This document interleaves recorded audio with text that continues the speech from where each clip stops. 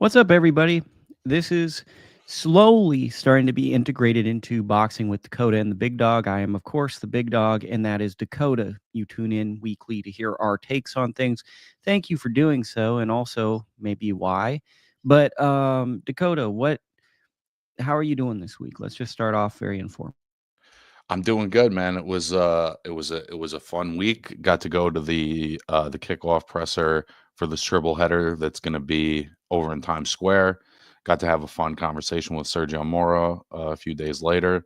So, fun week at least, and fun time to be a part of kind of the New York City boxing scene in the last couple of months as it's kind of populated. You know, we have these dead spells, but it's been a fun couple of months. So the lead for this story, we don't bury the lead. We're capital J journalists. Um, the big thing that I'm looking at is what is boxing in 2025? And I think a great place to talk about that with you, Dakota, is your experience going to this mega card. Obviously, you didn't go to the Canelo William Scull, which I didn't even know was happening. I didn't either. That happened, but there were some big major things. Uh, let's get your feet on the ground experience with this triple header card, kind of your thoughts and observations, and then make a more deep conversation about where the sport is going in your opinion. Well, there's pros and cons to every event, right? And I'll start with the pros because I'm that kind of guy. I'm excited to see some new ideas in boxing. I think the idea of putting on a fight in Times Square and not restricting people's access to viewership on that fight is a cool concept. And I think that there are some very interesting things, and it's just cool to have my city get a piece of this new era, you know, as the Saudis and Riyadh season sort of assert more and more of their power over the sport. I'm glad at least my city's getting a little piece. um the event itself, you know, there was a ton of hype around it. I haven't been, you know, I've covered some fights at the Garden and whatever, but these are probably, you know, collectively the biggest names that I've been around all in one room. And it's a whole different energy. It's a different energy when you got Ryan Garcia, Devin Haney, and Teofimo Lopez in the same room than say, you know, Shock Foster and Abraham Nova. It's a different vibe. It's a different scene. And there was a level of, I don't know what's the best way of putting it. I guess hysteria around it, where it was like, you know, everyone was so jacked up to get into the venue that like some guy got knocked over, you know, when the media was entering. And it seemed like there was this level of mania around this event that I haven't seen in another event. I'm sure you've seen that dozens of times, but this is the first time for everything. And Teofimo Lopez was wild. I think he was bordering on inappropriate basically the entire time. But I'm excited for his fight with Barbosa. I think that that's a great matchup. I'm excited to see Devin Haney back in the ring. And I was surprised to just in general see a much more subdued, reserved Ryan Garcia that is more similar to the Ryan Garcia that we've experienced over the rest of his career. He was really more of a speak when spoken to guy at this event, which was surprising. So, also my guy Abe Gonzalez, good friend Abe Gonzalez Boxing on YouTube. Fresh Cut Lukey in the house. Laugh out loud. What's good, fellas? By the way, every week I tune into his show with former or maybe potentially still professional boxer Zachary Ochoa. Abe and Zachary kind of have that bond that you and me have built in boxing conversations where it's fluid. And they had Beto Duran on, and I felt like Very cool. they have a really good show that's a boxing guy show that's very underrated. Abe, by the way, I went to an AEW, which is pro wrestling, that I have no clue. I actually should tell that story just to break up this show and make all the listeners not listen. I took my mom to an AEW show. We showed up right at the buzzer because we're not pro wrestling people. I don't know anyone. So people were obviously in our seats, and they were dancing and doing like all the ritualistic chants to the wrestlers, and I didn't know a single thing. So there was a guy named Swerve, and they're doing this thing, and I'm a space alien, right? So I'm calling guys like the bald guy, or there was like this big buff Amazon chick who was like a Greek goddess character. I'm like, oh yeah, she's fun. And they're like, you can't like her, she's a villain. So it was there was a lot of like a lot of Luke, rules. there was a lot of rules, and there was a lot of Luke just saying stuff. And there were people where like they had been waiting for like 4 months, and they're really, really excited. And I got some seats. So what kind of wrestling we talking? We talking like WWE? We're talking like the wrestler? AEW. Well, this is going somewhere. So okay, it was AEW, and tonight Abe is going to be on ppv.com. So if you're a pro wrestling guy, you can chat with Abe. He actually knows the characters. So I just showed up. I was a big fan of this bald guy named Ricochet, I think is his name. And what he won me over is he tried to I love a contract signing in wrestling. So that you're hitting my heart if you a week before the fight you got the contract signing and he has to come out in a suit and the other guy comes out in an outfit because it's very official. You have to do it in the middle of the ring. I kind of like all the Southern wrestling tropes. The things that like you'd see in like the Sportatorium, brother. The Von Erichs got blinded by someone. Like that's kind of my feel spot. So they do a contract signing, and out of nowhere, he pulls some scissors out of his pocket. And I guess he had gotten him with the scissors. And then the guy had his own scissors, and he starts bleeding. But what he won me over with was he was doing somersaults on the floor and stuff. And I love just the exaggeration of, oh my God. And you could tell I was watching it as a TV product. And I'm like, oh, that guy's very good at this because he doesn't know when they're cutting to him. So he's just going for like 2-3 minutes. And I'm like, oh, that's really that's a real professional right there. And people are like, this is how I was talking to my mom going to it. And people are looking at me like, what are you doing, bro? Like, this guy just did this because of the contract signing. But I brought that up to basically say tonight, if you're into pro wrestling, which I don't know if we have crossover viewership, but if you do, Abe's going to be in the live chat for AEW. And I went in as Mr. Magoo with my mom, who was basically Mrs. Magoo. And we just watched wrestlers. And I think my big takeaway was like how buff people were. So I was like, oh, yeah, that guy's jacked. It made me want to hit the weight room. I was like, oh, yeah, I kind of want to be a big 230 guy. Yeah. So this wasn't like, the wrestler where they're like stapling dollars to each other's forehead and shit like that. No, it was like what I wish, Abe, if you want to come and join in for a second, more than welcome because you're probably more because it's so out of my realm. Yeah, it's out of my realm too. What it seemed like was there was like some storylines of notable guys, right? Some notable people. And then beyond that, you had little flyers, high flyers paired up with big fat guys who are buff. And that was like a combo in both men and women. Yeah, you gotta have an Andre the Giant and the John Cena.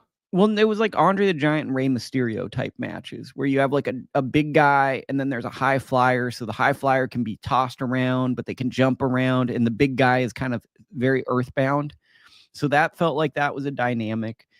They had a lot of cut to vignettes, and that was just confusing because I don't know any of the stories. So it's just guys like kind of, doing stuff. And I didn't know a single thing that was happening. And then another thing that I saw was like a lot of kind of one-upping. So like these matches kind of like I'm an old school wrestling guy. So I like working a body part. I was telling my mom that. I like it when guy go, oh, he kicked the leg and now he's just grabs the leg and drops the elbow on the leg and they're targeting the body part. They put the leg on the rope and you're like, oh no, he's setting him up for the figure 4 or something. So these guys kind of high fly and then they start like flying and then they try to one up each other. So it's like they do it and you're like, oh, and then they put a chair in the ring and they fly and they it's like they do a lot of sensational moves where I think I'm more of like the kind of fat alcoholic wrestler who might be fighting a hangover on a Wednesday who has to kind of mix and mash.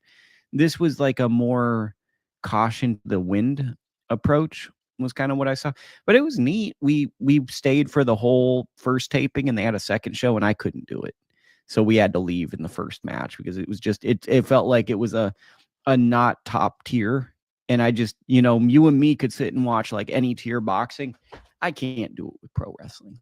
I have to see like the very best. And if it's not the very best, I just can't do it, bub. I feel like I have to see I just want to be in like a community center with like, guys with like oxygen tanks.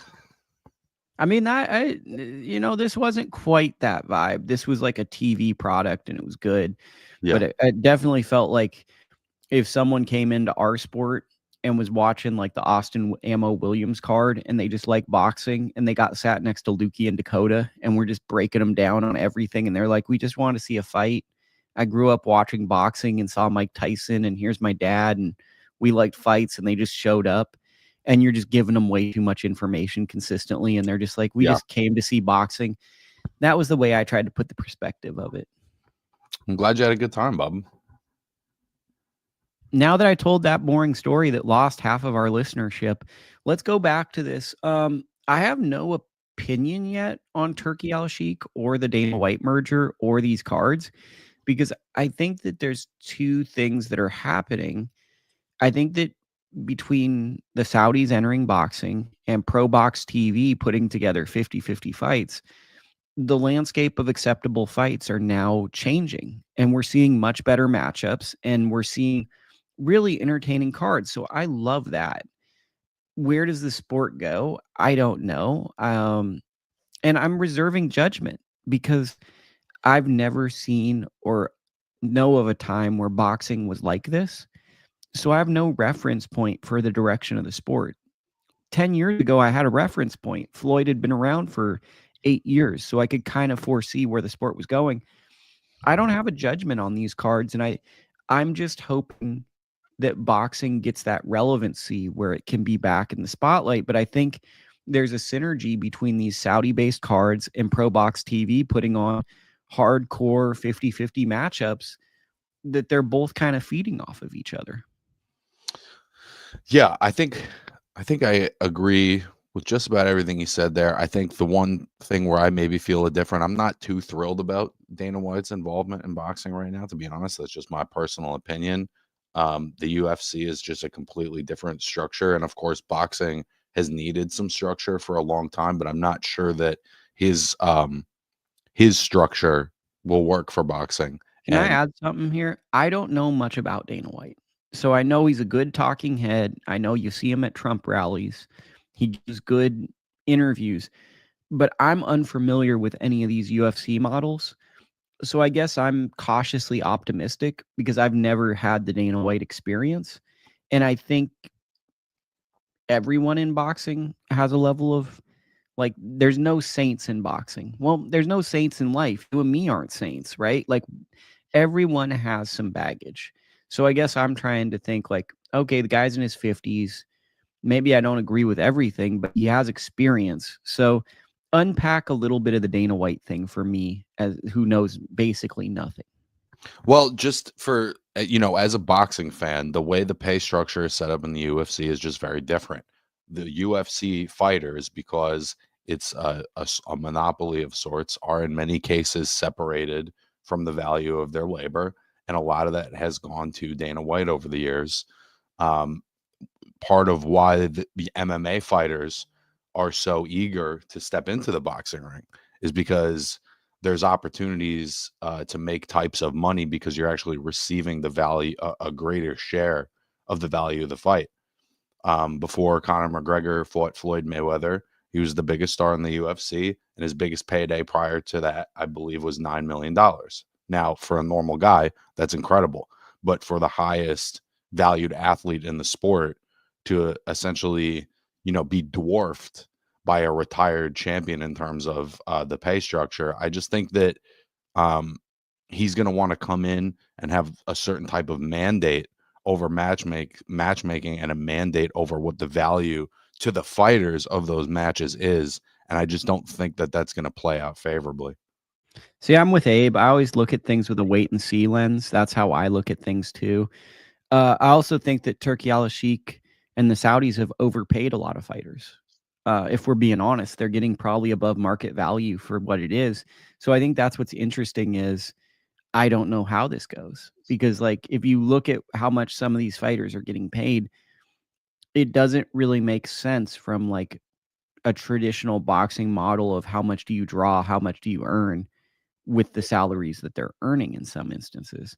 And now we're getting into this difficult conversation. Conor McGregor, I guess, is the owner of BKFC, which I'm not sure, overpay his fighters. So, I mean, I think some of this is, and let me go to a smaller rubric, not to defend Dana White because I don't even know him, is like when you're matching fights at a regional level, like $2,000 to $3,000 is probably your budget, because that's going to go to, when all said and done, that's going to go to a lot of money. And if you have 10 fights, that's a lot. And yes, fighters deserve more, but there also is a lot of things that people don't see where the budget goes to. And I'm always cautious about pay issues, because until you understand the full business and the what's going on, it's hard to fully comprehend it. So I think that's a situation where we're both, in my opinion, just going to take a wait and see attitude. I mean, you might be more cautious than I am, but I think the other element of my cautiousness, though, Lukey, is that, Al Sheikh has partnered with all of these various promoters over the last couple of years and is now going to start a direct competitor, that he's made pretty clear, like, he would like to be the guy in boxing. So at least aesthetically, it looks like to me he's made nice to be partners across multiple promoters in boxing now, only to essentially try to take their business. But and maybe I'm misinterpreting it. Abe brings up something. That part, Lukey, reminds me of early PBC on NBC, which so happened to have a 10th anniversary on Friday from its inaugural show. Crazy. I mean, if you think about it, PBC kind of tried to take over the sport when they first came over. They were running multiple shows a week. They had all these different cards. It feels as though there's always going to be these moments in the sport of boxing, and we just got to see where it goes. I think that it's in our best interest to be positive towards the future of boxing, at least for me. I've put 20 years into boxing, and it would really suck if what I put my life into just turns into something I don't enjoy. That would really feel kind of depressing. Conor McGregor now knows how to business runs on an organizational overpay, not functional. There have been people trying to come into boxing all throughout history. I mean, I think it's just a wait and see moment in boxing. And it goes back to my initial argument that in the fives, 2005, 2015, 2025, these are the changing times. This is when the pound for pound changes. This is when the disruptors enter. They kind of, every decade at 5 feels like the changing point of the era. And it feels like a point where we're going to get it. Let's just wait and see how these things play out and the impact it has on the sport. I don't think it's going to impact the club shows. I think where it's interesting is what's going to happen to Top Rank. What's going to happen to Golden Boy? What do those shows look like? Do they still run these smaller? Because I guess from my selfish standpoint, the shows I really enjoy are the nuanced, smaller shows. The Sandy Ryan, Michaela Mayer, the Fight Night, the Gucci Manny Flores fights. So I'm curious where those fights fit in. Do those shows improve, or are there less? That's more so where I'm going, because if I'm being honest with you, Dakota, these big, sexy, big matchups have become less and less interesting somehow the more they're getting made. And the smaller guys developing have become more interesting to me over time. I think they're still interesting to me, and I think that those are the pros of this time in boxing, and I'm really happy that there's a more of a baseline around what kind of matchup you can put on a televised card now. And I have never hesitated in saying that I think Al Sheikh and this Saudi movement have been a big part of that. I'm also a firm believer in almost anything in life. Things are always getting better and they're always getting worse. And I think that things will get better in boxing, and I think things will get worse in boxing. I think that it will be both. Perfect. What are your thoughts on the ProBox TV card last night? Well, just to start, I mean, it was a little wild to see Nicholas Walters just sort of snap, right? I mean, we saw him do that against Lomachenko all those years ago. But for a guy who's almost 40 years old to be trying to make a comeback, it felt to me like he was going to maybe dig in a little more. There was a very competitive fight with this kid Torres, who was putting a lot of volume on him. but Walters was landing real clean. I was surprised to see him turn his back and resign. But again, we've seen him do that before. And, as an older fighter, he may have just hit his breaking point. On the flip side of that, I was so happy for Let's Joe. talk through that sequence because let's Yeah. assume guys didn't watch it. Torres was landing a lot of left hooks. Bob Santos in the corner. It looked like Torres was landing a lot of clean shots. And at a certain point, he turns his back, and then the referee kind of like egged him on, in my opinion, where he was like, Walters was trying to get out of the fight, and the ref's like, hey, turn around, I believe he said. And he was like, okay. And he kind of got him through the round. Not to say, but it was like he was kind of giving him every benefit of the doubt, whereas Walters, I felt like, had made a conscientious decision to get out of the fight. But then the referee was like, hey, look at me. Are you okay? And no fighter's going to be like, nah, I don't want to fight. So he gets through the round, but he completely retreats. And then we don't see the corner cam, but he doesn't come out for the next round. I mean, it's hard to be a 39-year-old fighter, right? Hell yeah. It's hard to be a 39-year-old fighter. He's a former champion. And what we've learned about Walters is he's a tremendous puncher. He's a great fighter. But what's the other thing we've learned about him? There's a thing between the ears with him sometimes. He's got a breaking point. He's got a breaking point. He's got a point where I think he starts to feel overwhelmed or hopeless. And I think that's when he checks out. As long as he feels like he's in it to win it. But I think if he feels like he's not, he does check out. Well, let's go deeper, right? Because it's like he loses to Lomachenko. A lot of guys got stopped in the corner by Lomachenko. He was making multiple guys quit. That's not like something like, oh man, look at this guy. That Loma's the type of fighter where that can happen, right? But where I say he has things between his ears is he didn't come back to boxing for a long time. And that's the thing, is like after the Loma fight, that long of a layoff to the point where like you probably had a different career and a different identity. That's the thing that makes me wonder what it is. And he's in with a tough guy. Is Torres going to be a champion? Maybe, but I don't know if I fully saw a guy that I feel comfortable saying like that's a top guy in the division. But he was landing a lot of left hooks, good young fighter, and a lot of left hooks and a lot of clean punches, really early snapping the head back of Walters to the point where I'm like, ooh, he's landing a little too clean on an older champion. This doesn't seem like it's going the right way.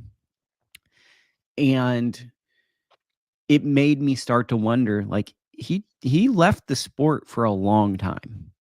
Like, pretty easily he left the sport. Like, he was able to just say, I'm not a boxer, and do something else for what do you think it was? Off the top of my head, 8 years? He was gone. I think it was 7. Yeah, he was gone for a long time, and that's after 7 years, right? I think you change your identity. You don't have to say, oh, I'm a boxer. Maybe people say, oh, he used to be a boxer. Yeah. But it's like, that's when you get in fights like this, that's when you need that. I don't know if we call it dog or identity or what, but it feels like Walters at a certain level in the sport didn't have that passion. When it got too difficult, when it got to a certain point, he was fine just walking away. And that's what I saw in this night was he gets retired. In my opinion, he's probably never going to fight again. He probably shouldn't fight again by a good younger fighter who just basically wanted it more. Yeah, listen, bro, I think hell of a career. I think if he wanted to fight again, he would get another fight because of the name value, because he's still kind of a hitter, because when I'm watching him, it still looks like he still has some physical ability. But yeah, I think he got reminded why he left. And in the chat, Jesus M, our guy, Walters looked out of shape to you. He didn't look out of shape to me. He looks like a 39-year-old. Like, it's hard to be in really, really sick boxing shape when you're 39. And if you're not like, I mean, maybe he's a full-time boxer, but it's like when you get to 39, it's hard to be completely focused on boxing unless you're a multi-division world champion who's set up a great financial future. Typically, guys at 39 are balancing other things, maybe have kids, families, other things. It's hard to really put all your focus on boxing like maybe 7 years ago when he brings up Better Beev's 39. Yeah, but Better Beeve is a champion. He didn't take a 7-year break. He didn't take a 7-year break, and he's been basically a decade-long title holder who basically exclusively trains and has been one of the greatest fighters of the generation. Walters just isn't in that position, both in a historic sense or in a financial sense, I would believe. Yeah, I'm guessing he made a little money, right? But I think you're right. I think he's probably living more of a normal guy life. And unfortunately, if to be a top level fighter, it's tough to live a normal guy life. Yeah. So, okay. And then let's go over to the Joet Gonzalez fight.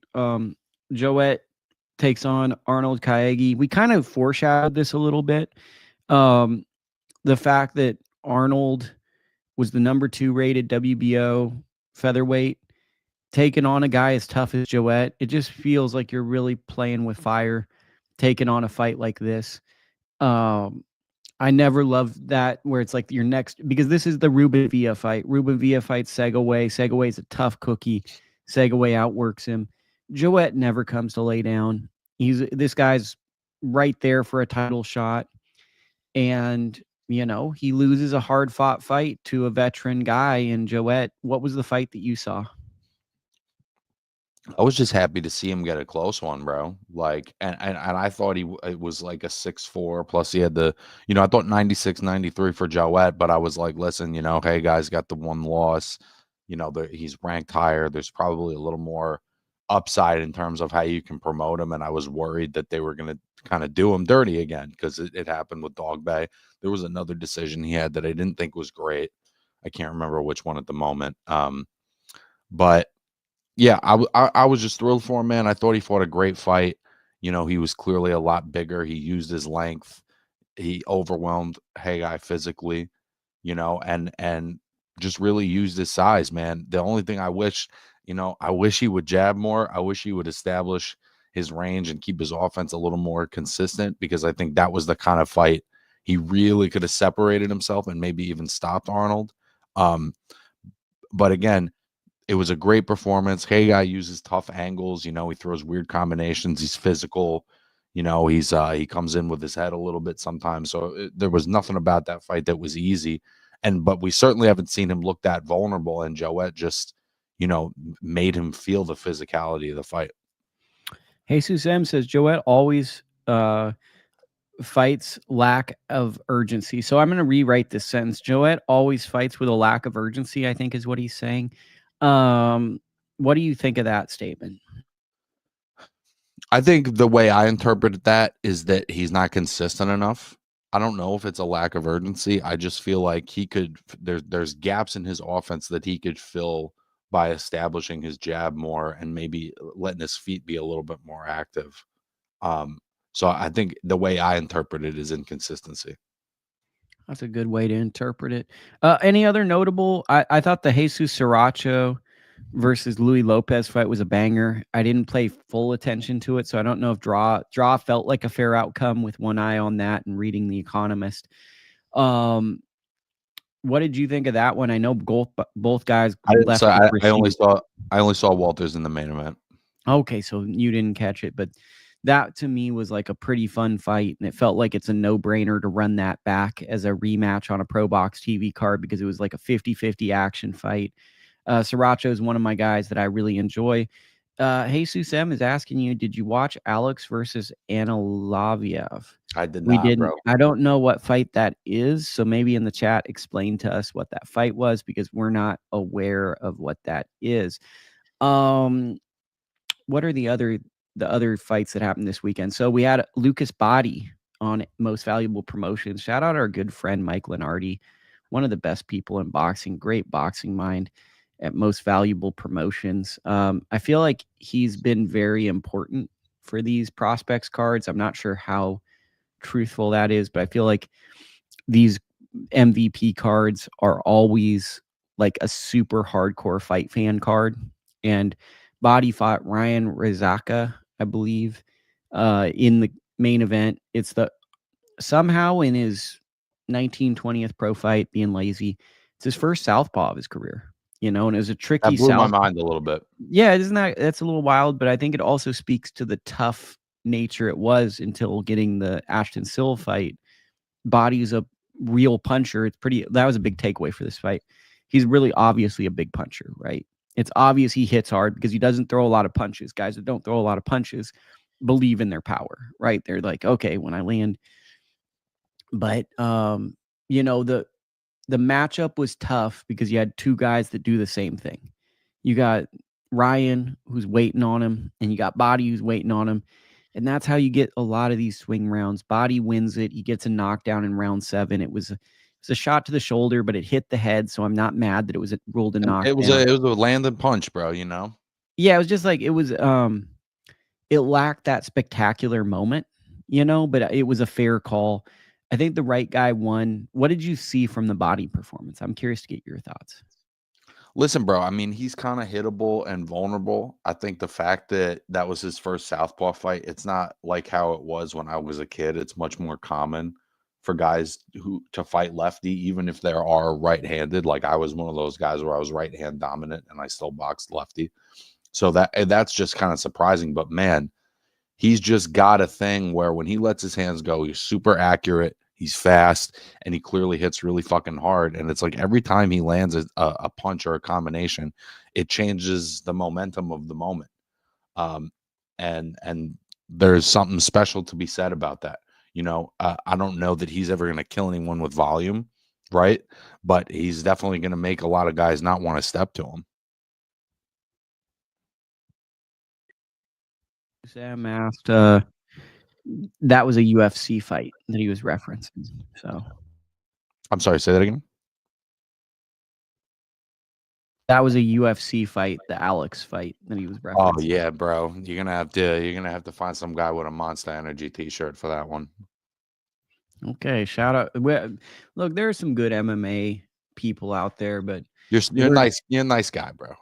But we're not an MMA show, so you know, I think Body, interesting guy to follow. He's 1 or 2 fights away, I think, from a title fight, and you know, I think a fight between him and Zapata would be just a banger. You know, that would be an interesting because you know you got the guy that throws possibly too many punches versus the guy that doesn't throw enough, but he really cracks. That would seems kind of like a perfect level up fight because you'd see which style is kind of the better style. Yeah. At the moment, it just seems like the experience gap is going to be too much. You're talking about one guy who's just fighting a southpaw for the first time, and another guy in Zapata who's seen just about every style out there. Well, I think that's the tricky dance, right? Is with Body, if he's going to make it to the next level, he's just got to be that guy.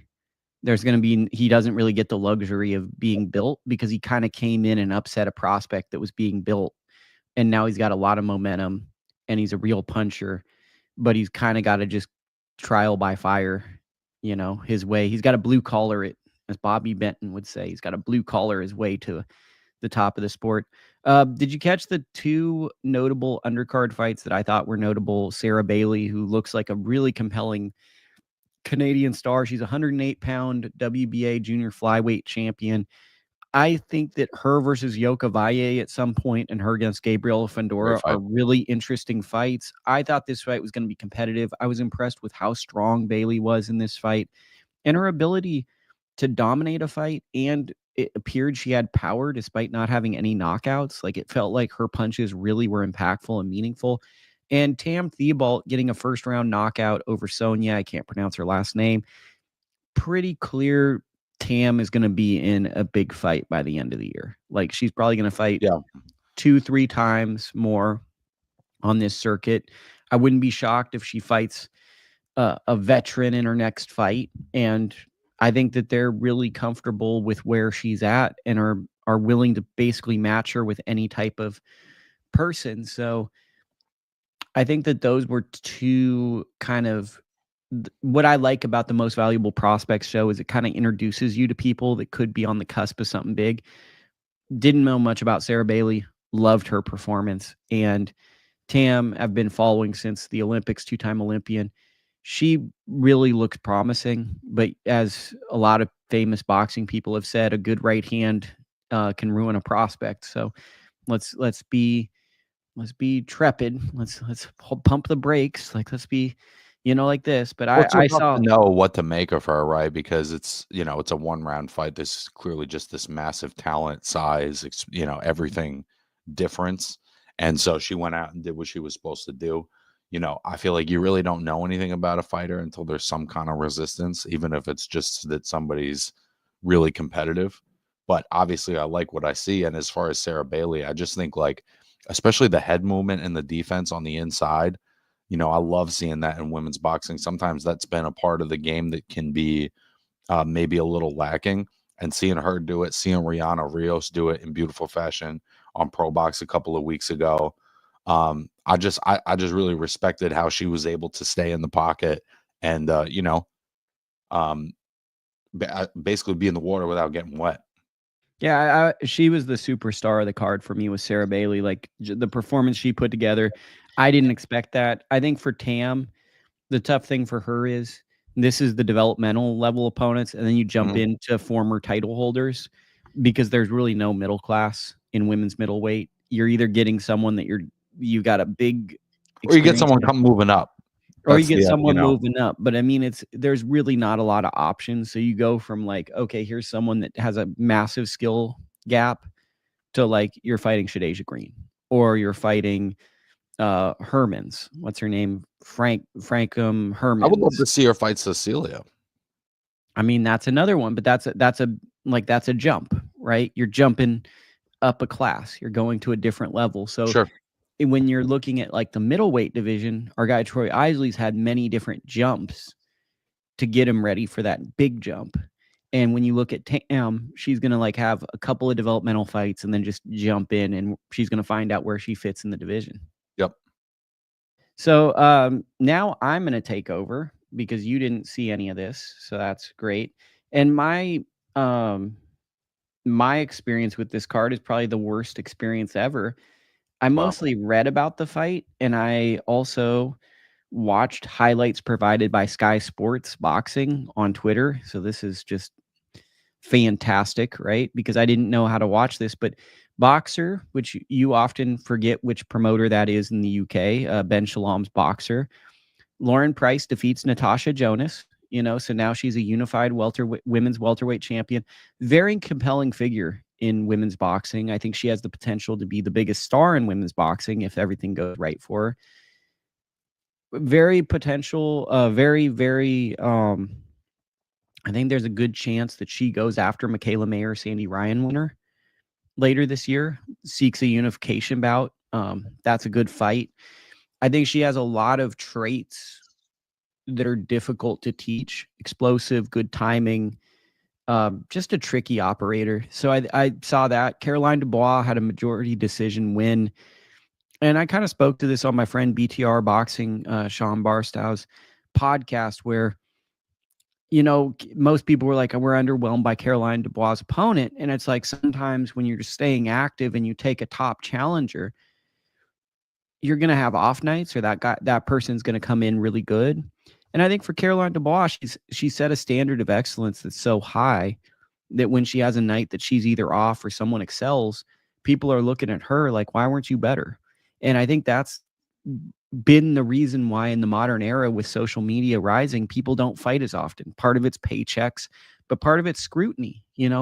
Guys, when I was coming up watching HBO boxing, they fought a lot, but they also lost every now and then because it's hard to fight 4 times against ranked contenders, no matter how their skill set is. Hungry challengers fighting 4 times a year and consistently look good. So Caroline Dubois had an okay performance, but I think that she also returned rather quickly from a January debut, coming back in March. So that is something.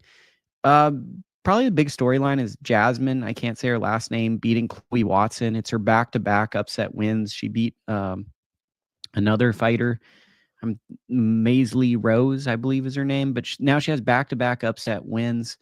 So that was like, now you have a compelling figure, right? Two B-side wins, women's boxing, split decision win.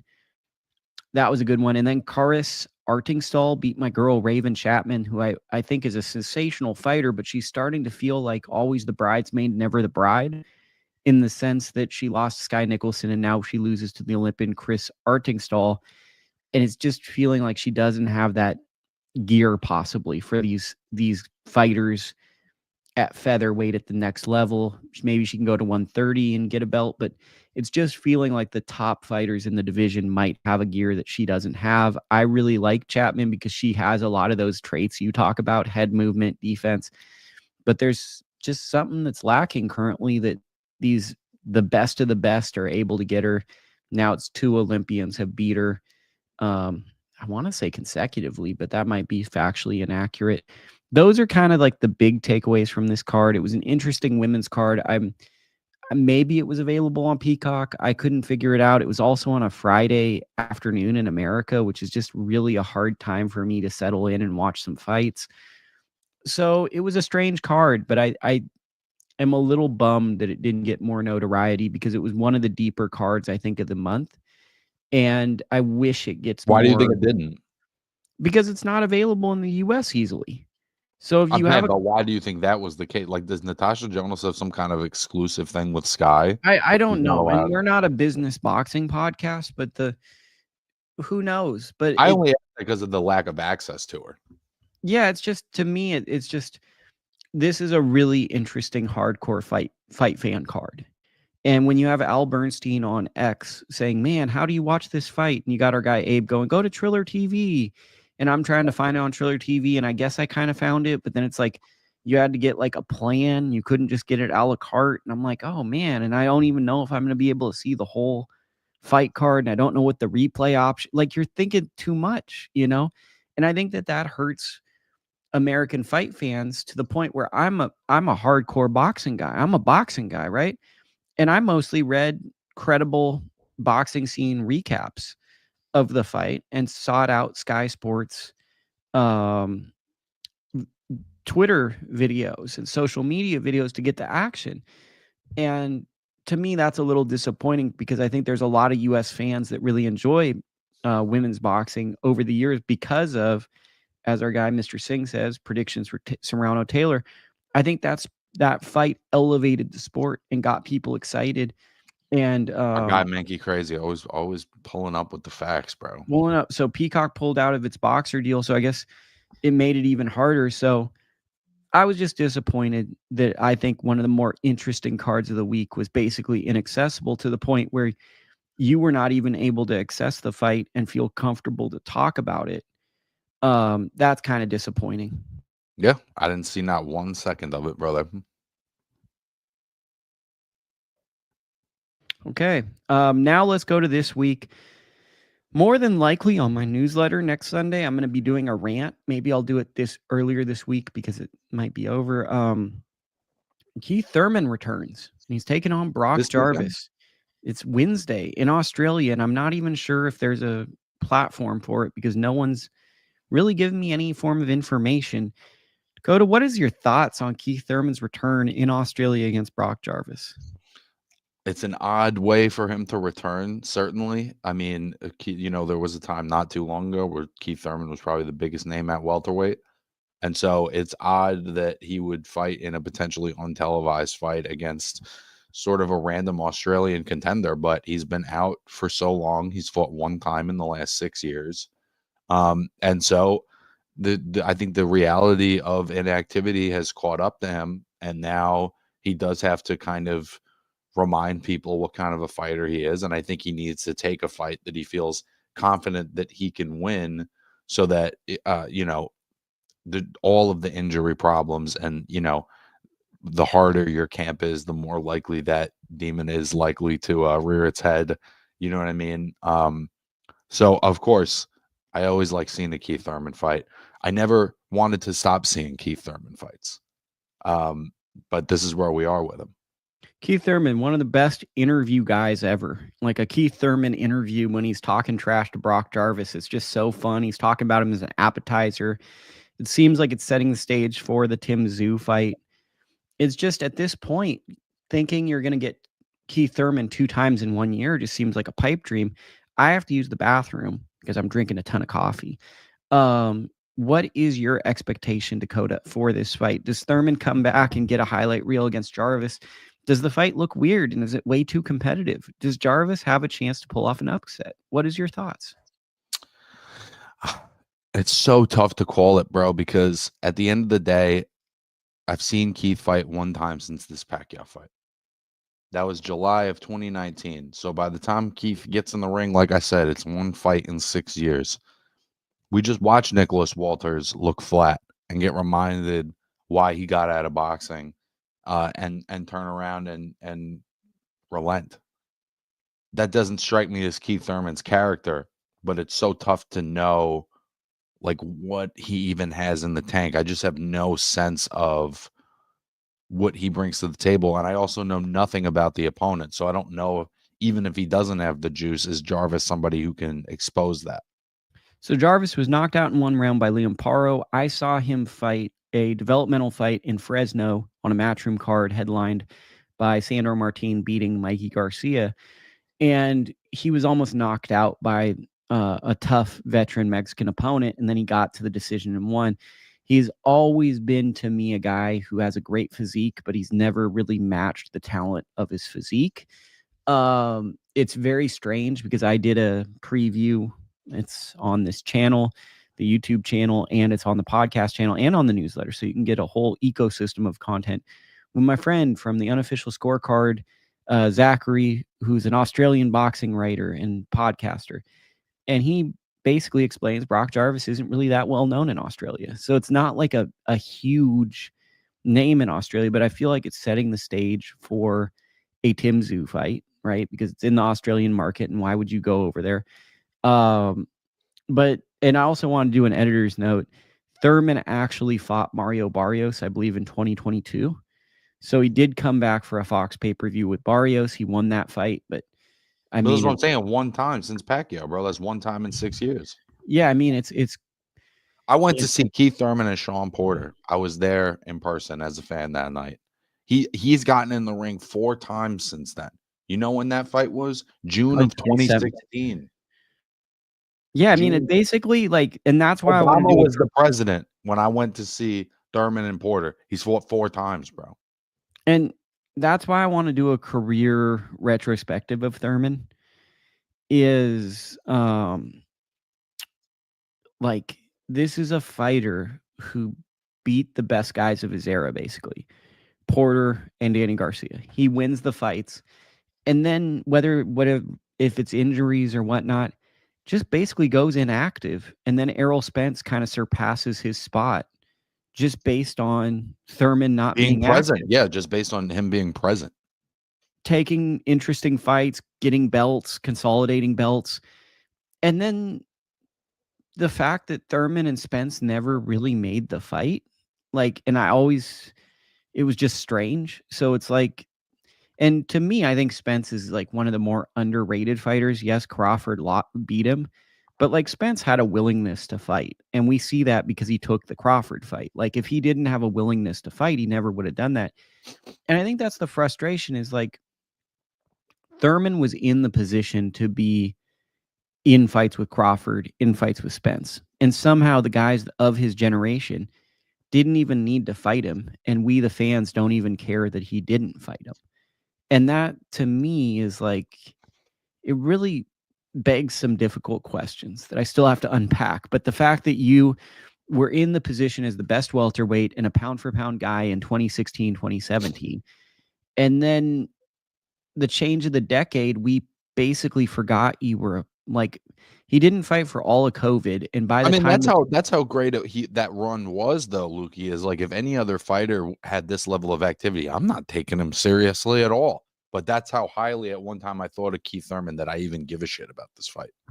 Yeah, and I think that's the strangest thing is I can't think of many other fighters where you were so invested in a fighter and he had those great legendary fights with Soto Carras where he knocks him down and he makes a face at him when he's dropping him. And he has the funny interview after where he's like, okay, thank you, San Diego. And the crowd boos because they're in San Antonio. Keith Thurman just had Thurmanisms, right? So he'd win fights, but he was socially awkward. But it's a strange career. And honestly, in that preview, not to kill the show, I could see any outcome. I don't know who trains Keith Thurman anymore. I could see any verdict, any outcome. And I don't even know if Thurman will return this year because we don't know even when in his prime, when he was fighting Porter, that fight got delayed. Like, it feels like over a decade ago, he was starting to have issues with durability and being able to fight consistently. And now he's 10 years older. Yeah, and I guess the only plus side to that, Lukey, is that he hasn't been taking punishment during that time. So for all of the injuries, at least the punishment meter on Keith shouldn't be too high. Okay. Your guy, Kenshiro Teraji, is back on Thursday. You're a big Kenshiro guy. He's taking on our guy, Akai. It's a unification bout. It's on ESPN Plus. A lot of people view Kenshiro Teraji as a pound-for-pound guy. I know you're not super high on him. He's a very fun action fighter. What are your thoughts on this matchup? Don't know too much about Akui, but listen, bro, Kenshiro is just a good time. To me, it just feels like a matter of time before he gets knocked out, but I'm along for the ride. And I think that in terms of entertainment value, he is one of the best at it. And, because sometimes the Japanese cards are at times that are inconvenient for some of the American audience. Maybe they aren't aware, that there's a guy this exciting from Japan that's not named Inoue. But he's a good time, bro. I'm not hating on Kenshiro. Never have, never will. He's a warrior. But the level of vulnerability that he shows every fight kind of prevents me from talking about him in a certain context. Yeah, I mean, I think that like the way to watch him is he's a really fun action fighter that if he fought at like welterweight, there'd be a lot of fans. He has a few things working against him. He fights it early in the morning for people in America. On the East Coast, more accessible, probably 6 in the morning. On the West Coast, it's like 3 in the morning. So it's like you're basically, if you're a West Coast guy, you have to watch him tape delayed unless you're a savage.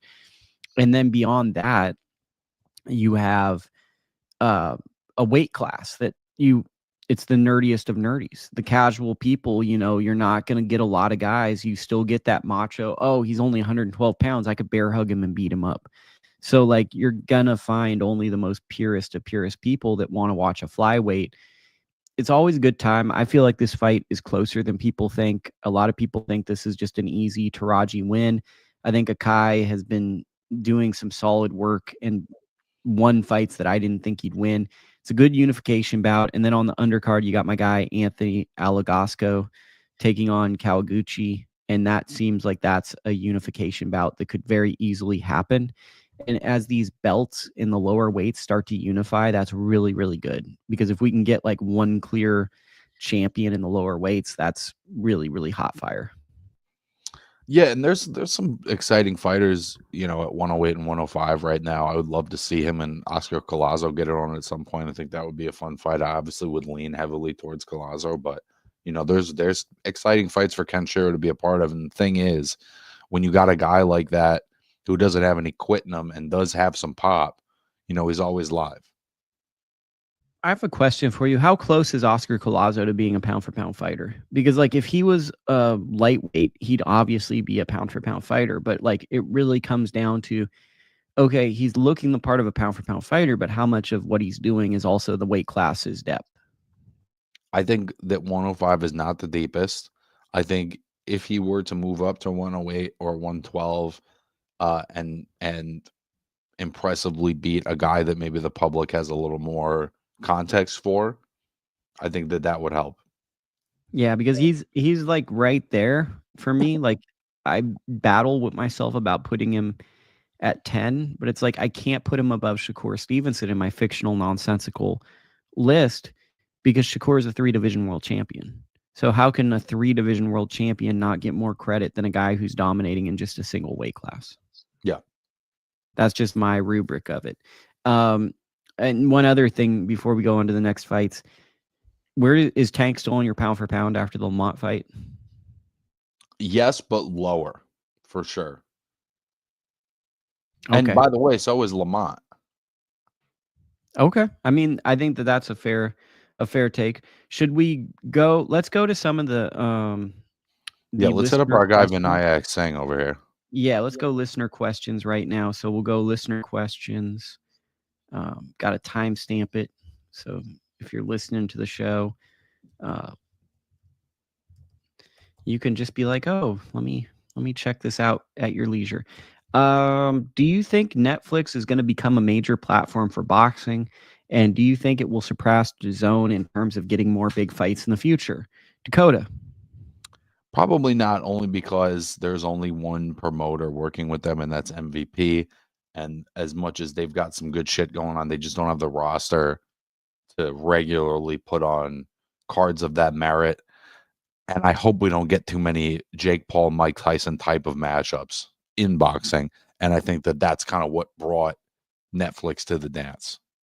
I think Netflix is an entertainment company, so they're going to be interested in spectacle fights that can grab a lot of people and are going to be coffee shop conversations If or Tank water fought cooler. Canelo, like, if it was some like goofy fight where it was like guys completely different size, like those are, I think it's going to be a spectacle fight. Or I think big fights, let's say like Shakur and Tank want to fight. Like I think they'd pick that up, but I don't see them running at this point, and maybe I could be wrong, a developmental circuit. I don't think they'd pick that up. I think they'd pick up Tank and Canelo. I think that they'd pick up big fights. I think they'd pick up big fights. But I think that there's going to be, I don't think that you're going to be able to go to Netflix and get like the Lukey and Dakota Eye of the Tiger Thursday night fights. Like, I don't think they're in the business of doing live streaming of kind of grassroots competitive fights for the hardcore fight fan that, 5 to 7 years ago, they were on Facebook. 5 to 7 years ago, these are Facebook streams that me and Dakota were watching. And now they're on streaming services with a little bit better production. But to me, I think that you'll only see kind of home run, big Super Bowl type boxing events on Netflix, and that's fine. I think DAZN is also trying to figure out its footing in the sport. They've got a lot of promoters. They're running a lot of shows. And one thing I'm noticing is how do you promote the events?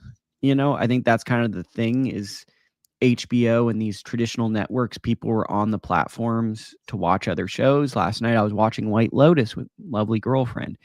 And if it was HBO fight, we'd probably get a commercial at one of the things. Hey, these guys are fighting. Ammo Williams, Patrice Volny. They're fighting Saturday. And be like, oh, targeted ad. Love it. We'll watch it.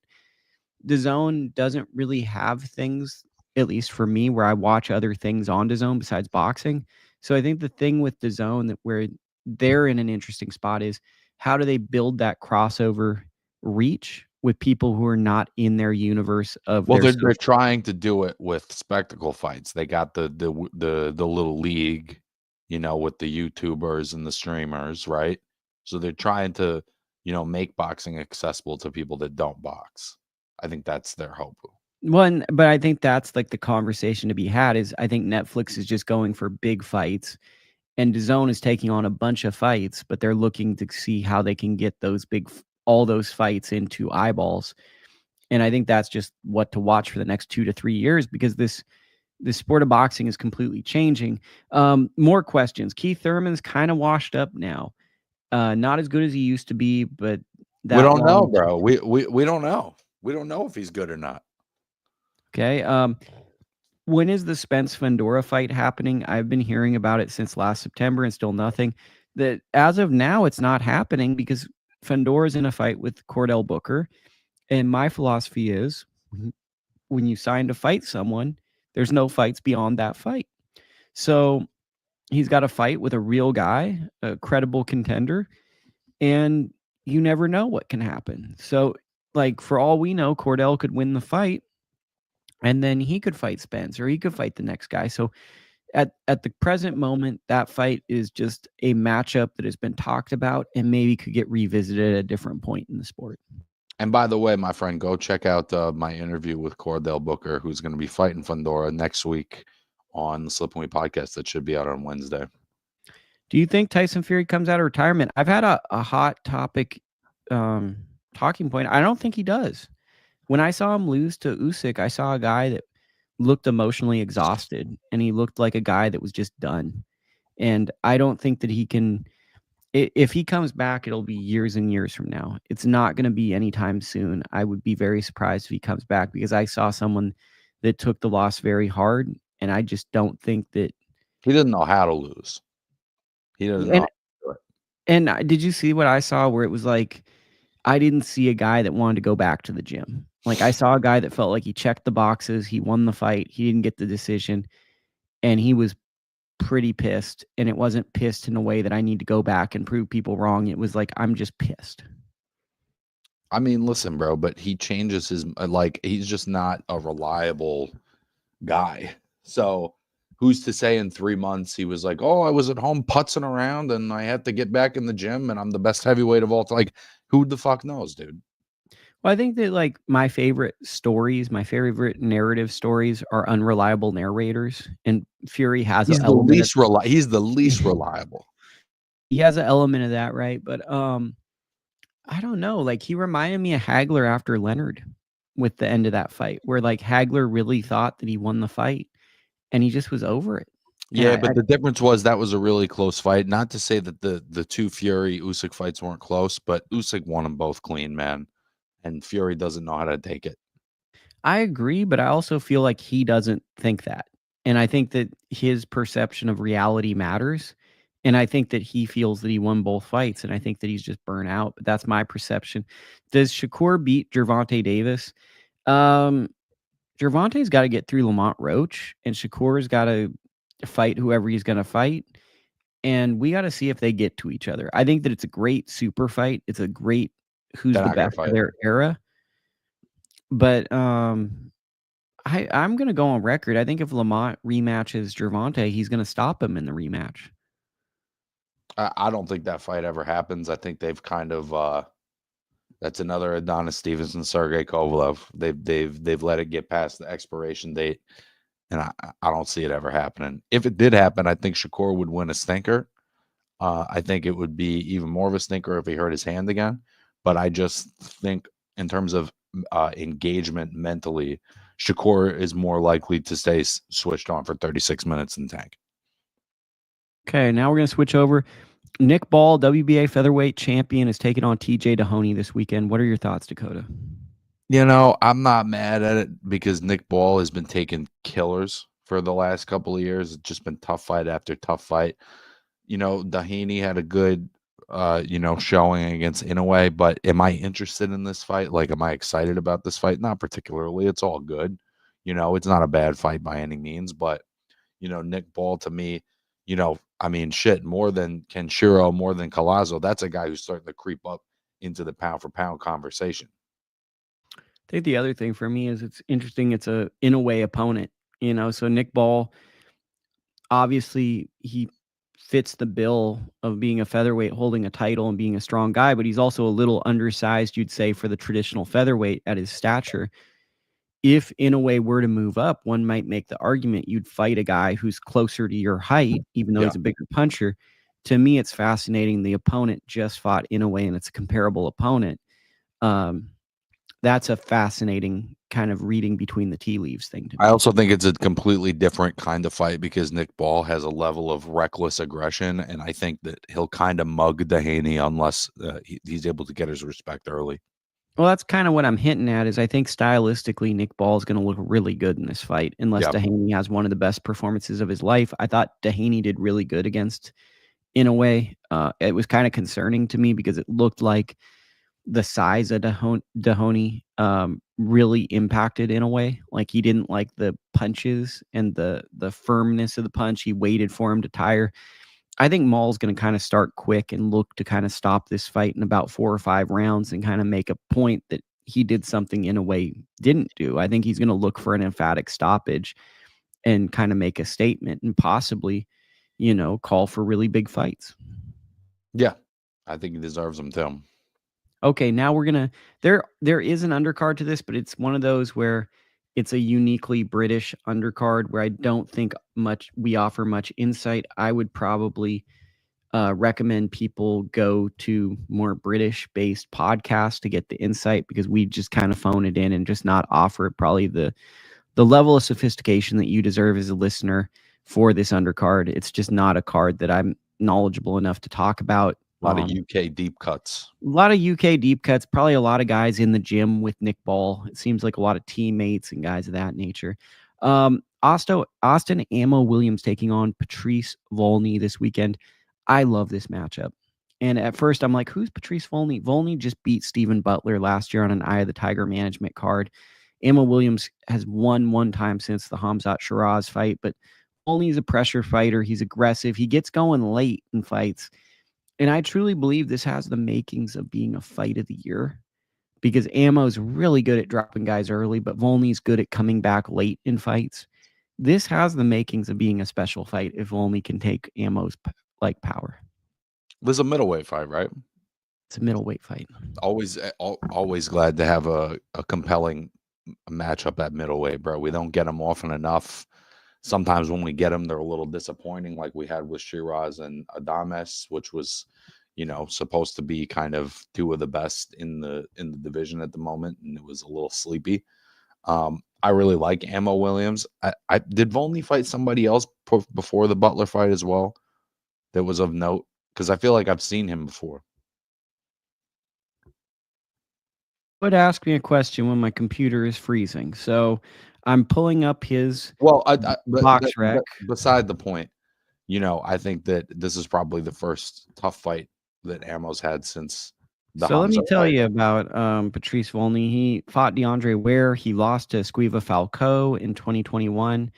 But it was a very competitive fight. The card's 58-56, 58-56, 57-58.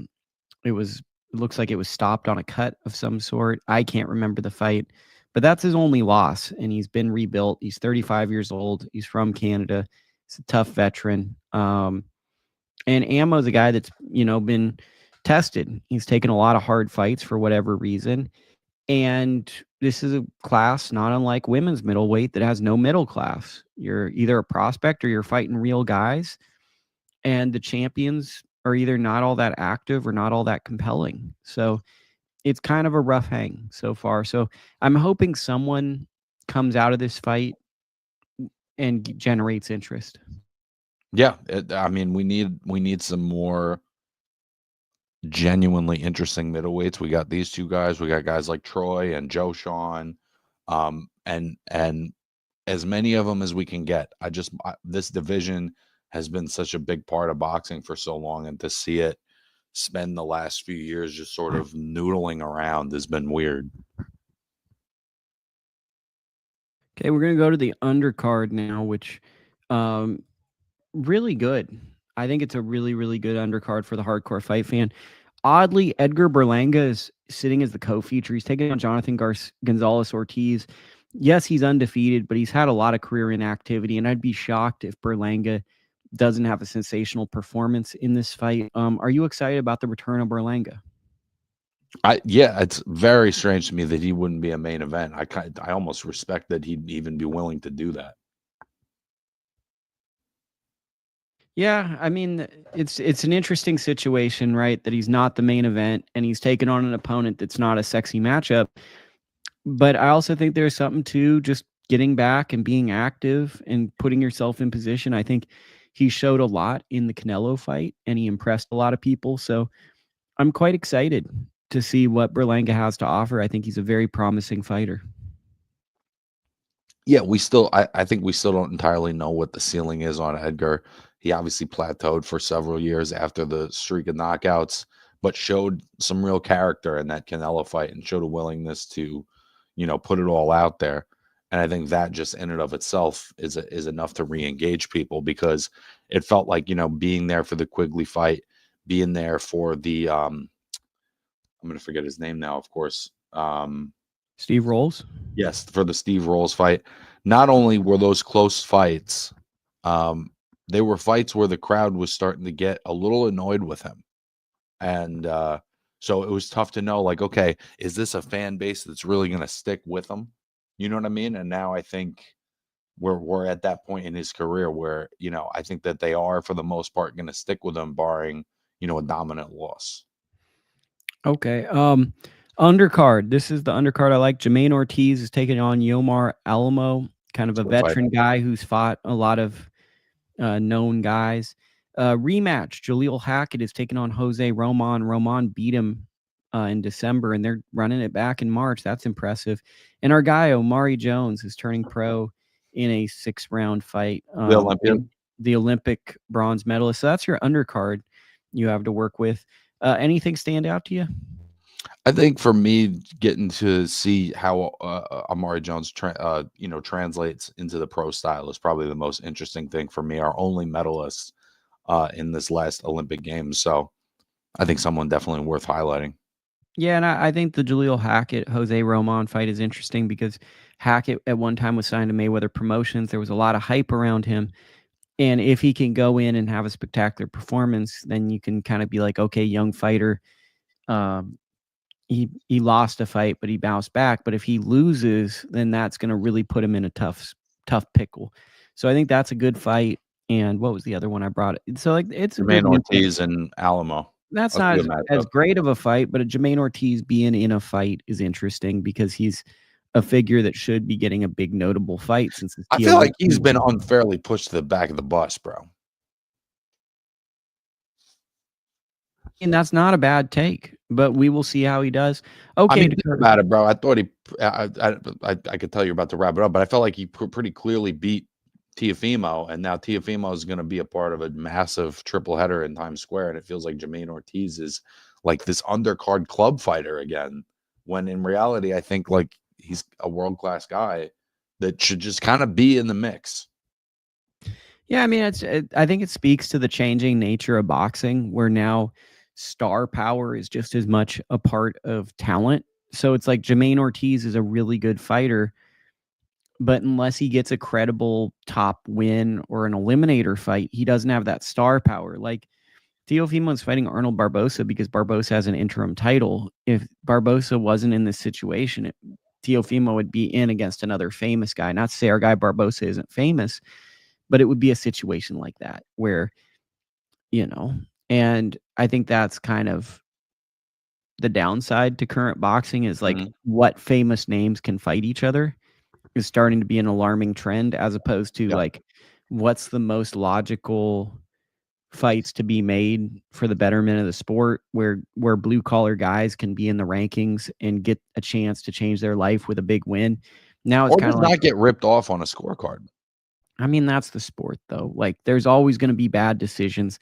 It's just a nature of the beast. But I think the thing with Jermaine is they're rebuilding him and he's going to be in a big fight at some point. But I think that it is a little frustrating that he went from a fight with Teofimo as the main fight. It was a very close fight. And now he's on like his second or third fight on a Friday night, Saturday night in Florida show. And it's just a little, it makes you wonder because I mean, he should be up there, right? He should be up there in fights with the top politics guys. Is the other way. He's a champion right now. Yeah, it's just strange, right? And it makes you wonder what you're doing when you think about stuff like that. But that is the show this week. Dakota, do you want to tell people about your interview with Sergio Mora, one of the nicest people? Yeah, bro. Check out my interview with Sergio on ITR Boxing. Sergio is absolutely the man.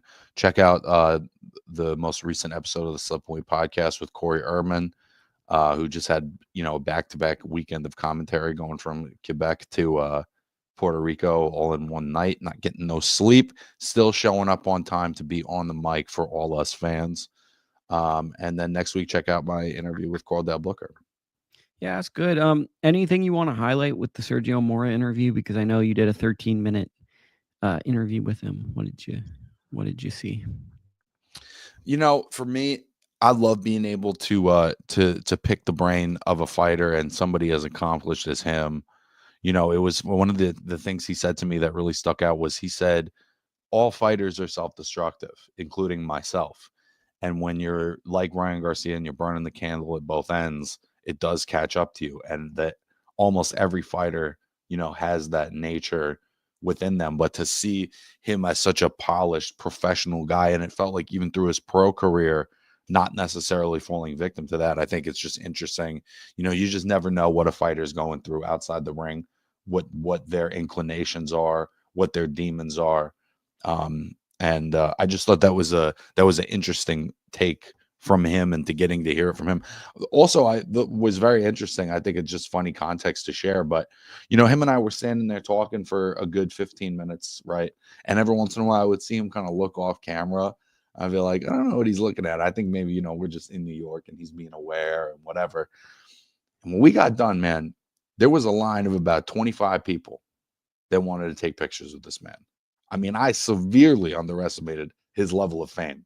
There were a lot of people looking to get some pictures with the champ. So yeah, he's a cool dude. He's always been a supporter of mine, and great guy. he's always been a genuine dude. He's kind of like been a big brother to me on a corny note. Sergio's always been someone at different stages. When he was a fighter, he was always approachable towards the end of his career. And then as a broadcaster, he's always been someone that's been receptive to me. And, he's always been someone that I'm not afraid to say that I seek out advice from time to time. Like probably even now, like I'm just feeling kind of burnt out. I love doing the show with you, but like I'm kind of wondering like what's the purpose? And it's like at some point I might end up reaching out and me and Sergio might talk, and it's not even going to be like here's life advice. It's just two guys talking, but it's like to maintain sanity in stressful times, you need people that are more experienced, that have accomplished more, to kind of just like have conversations about what movie they're watching. Yep. And I think that the fact that Sergio is as famous as he is, and he was someone that when I was, getting into boxing again, I got into it through the Contender series. He was like one of the biggest people from that series. And the fact that I've built a relationship, it's not like a great relationship or whatever, but I've built a relationship with someone who basically inspired my interest in boxing as an adult. It matters to me. So, I mean, I think with Sergio, part of that connection with the fans is he's a genuinely real guy, genuinely good guy, and people feel the authenticity of him. And I've felt that because he doesn't have to do the nice things he's done for me. These were kids, man. These were kids. These were kids that probably, were real young when the Contender was coming out, or not even alive, right? So they grew up, watching him, and maybe in some of even like the afterglow of Contender fame. And by the way, people do a lot of shitting on the youth, bro. Not one of these kids made a peep while I did my interview. They all waited their turn. They were all respectful. And then I watched the champ go individual one by one, take pictures with everybody and their fucking mom. Everybody's mom wants a picture with Sergio too, by the way. And it was class all around. And shout out to the young men behind me who let me finish what I was doing. That's great, man. So go support Dakota this week. We will be back next week. Maybe if Combat Sports Media, bro, you caught us just in time. Good to see you, brother. My guy Sev, I'm gonna get back to you, Sev. Sev's been trying to hit me up. I've just been so busy. I mean, we might, if something weird happens in the Keith Thurman fight, we might be back in the middle of the week, but more than likely we'll be back next Sunday. But if something happens that's very strange, we might be back earlier. But thank you guys for listening and letting us humor us. And we will talk to you again very soon.